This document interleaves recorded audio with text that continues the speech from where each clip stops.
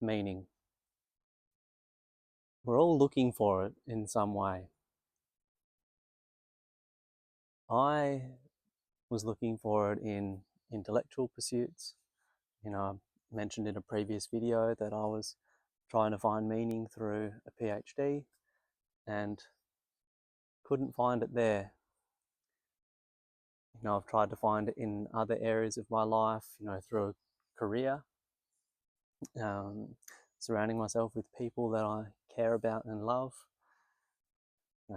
exploring physicality and surfing and exercise, and trying to think deeply about various topics through philosophy, trying to be creative. I play music and have found that to be a really pleasant thing to do and an enjoyable thing to do. And as I'm doing it, I do feel as though it's meaningful. But you never quite get to meaning. And so it can make you feel a bit nihilistic.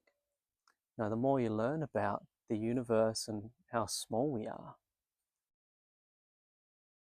the easier it is to be apathetic or almost despondent about the tasks of life.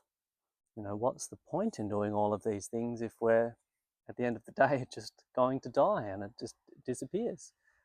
This idea of impermanence.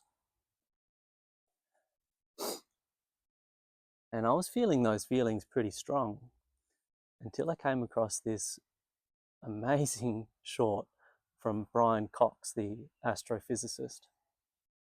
And he said something super pertinent and powerful in this video. It goes a little bit like this. He said, "The distant stars are just physics until someone observes them and gives them meaning." I'm paraphrasing him here. That's such a powerful idea. If you think about, the distant stars, without someone watching them and observing them and appreciating them, those distant stars are just giant balls of fiery gas. Right? Their existence carries no meaning until they are observed. So if you think about the universe without consciousness, even though that was, potentially an infinite amount of time, that went by just like this until there was an eye to see it. So what does that tell us about meaning? Well, he's essentially saying that we give the universe meaning by observing it. And he applies it to the cosmos. He applies it to, big stuff out in space. But I think I take it just that one step further and apply it to everything that's around us. Right? Think about a sunset. If there's no one there to witness the sunset, does that sunset have any meaning?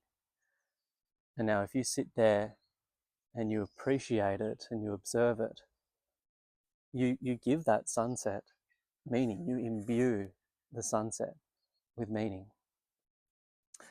Let's say you're speaking to a friend and the friend shares something with you. It can be something really simple and small, such as, I had a great cup of coffee the other day at this place here. You should go and check it out.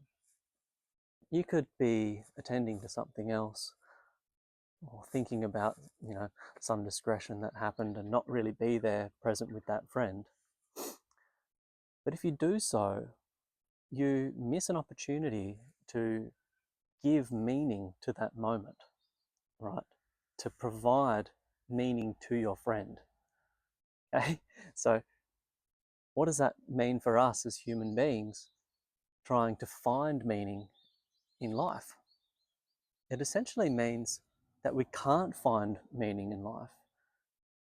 This pursuit of meaning, right? This attempting to, find meaning in various things that we do is dead from the beginning, right? Because you don't find meaning that way. Meaning is not out there to be found. Rather, meaning is within you, and it is your job to give it to the universe, right? It's a complete switching of the role. And the biggest insight of this is that by giving meaning to the universe, right, by giving attention, by observing, and by appreciating, over time, that becomes reciprocated, right? So by giving meaning, you get meaning.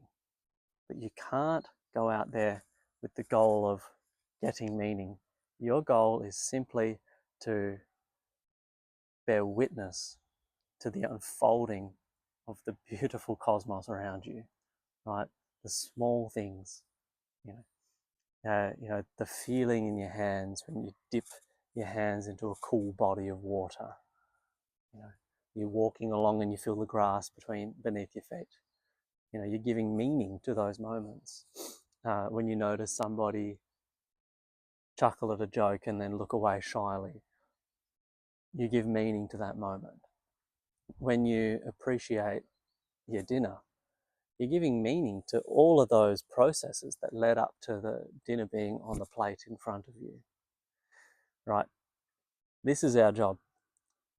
This is how you live a good life. You live a good life by giving meaning to the world around you. So thank you, Brian Cox. I think that's a hugely important message, and it's shifted the way I relate to the world around me for the better, I believe.